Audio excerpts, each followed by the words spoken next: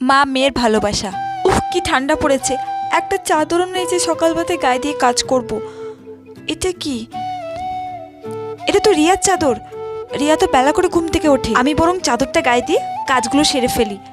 সকালবেলাতে এই ঠান্ডাতে আমি আর পারছি না। যাই কাজগুলো করে নি।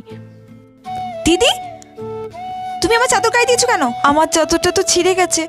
সকালবেলায় খুব ঠান্ডা লাগছিল, তুই তো বেলা করে ঘুম থেকে উঠিস, তাই ভাবলাম। হ্যাঁ, তাই ভাবলে আমার চাদরটা গায়ে দিয়ে নোংরা করবে? তুমি যে আমার চাদরটা গায়ে দিয়েছো, তুমি জানো চাদরটার দাম কত? দাও আমার চাদর। নিজে তো কেনার সামর্থ্য নেই, আমার চাদরটা গায়ে দিয়ে নোংরা করছো। মা, আমি তোমার জন্য একটা জিনিস এনেছি। কি রে মা, কি জিনিস এনেছিস? চাদর?